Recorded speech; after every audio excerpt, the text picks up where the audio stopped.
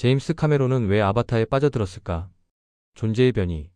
카메론이 창조한 아바타의 인물들은 고립된 개체가 아니다. 그들은 구조적 대립 속에서 끊임없이 변형되는 과정적 기호들이다. 하반신 마비라는 결핍된 기호로 출발한 제이크 설리는 형의 유전적 대역으로 투입되어 경계에 선 존재가 된다. 그는 아바타라는 매개 기호를 거치며 자신의 영혼을 그 푸른 육체에 완전히 투영한다. 마침내 전설의 괴수 토르크를 조복시키고 토르크 막토라는 신화적 기호에 오른다. 등극하는 순간 기술적 복제는 원본의 영혼을 흡수하여 새로운 주체를 탄생시키는 장치로 작동한다. 구조적 대립. 이 기호적 변형의 중심에 키리와 커리치 대령이라는 극단적 대조가 존재한다. 키리는 실험실이라는 기술적 잉태와 에이와라는 행성의 영혼이 결합된 존재이다. 그녀는 자연의 리듬을 직관적으로 감응하고 조율함으로써 살아있는 기호가 된다. 반면 커리치 대령은 기계적 합리주의와 파괴라는 닫힌 기호에 집착한다. 그는 아바타라는 새로운 육체를 얻고도 과거의 파괴 코드를 그대로 따른다.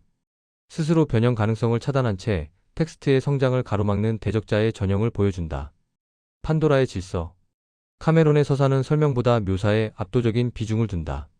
관객은 이야기를 따라가는 대신 텍스트의 풍경 속을 천천히 거닌다. 마지막 그림자라 불리는 토르크의 공포와 숲을 지배하는 생명 기호들의 권위는 감각적 묘사를 통해 관객의 의식에 각인된다. 특히 주인공이 샤에일루라는 아날로그적 연결 코드를 습득하는 과정은 이방인이 전사로 이행하는 의례적 리듬으로 기능한다. 이 느린 묘사는 관객을 판도라의 질서에 동화시키는 장치다. 기호의 전쟁. 판도라의 세계관은 RDA와 나비족이 이 부딪히는 강력한 이념적 대립 위에 서 있다. 이 대립은 조작기호와 은유기호의 전쟁이다. 디지털적 조작기호에 기반한 RDA의 소통 방식은 일방향적 명령이며 선형적 소모의 리듬은 자원 고갈을 가속한다. 반면 나비족의 은유기호 체계는 샤에일루를 통한 쌍방향 공명이다. 그들은 행성의 거대 지성인 A와의 리듬에 자신을 맞추며 순환적이고 신성한 시간 속에서 존재한다. 기호적 우주. 해가 지고 생체 발광 기호들이 일제히 깨어나는 순간 세속적 시간은 신성한 서사적 시간으로 전환된다. 카메론이 이 세계에 빠져든 이유는 스스로 증식하는 기호적 우주를 구축하고자 했기 때문이다.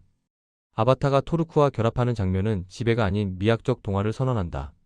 카메론은 서구 문명이 고착시켜온 지배라는 닫힌 기호 체계를 해체하고 그 자리에 순환이라는 새로운 의미를 배치한다. 이것이 그가 15년을 기다려 완성한 기호학적 구원의 서사이다.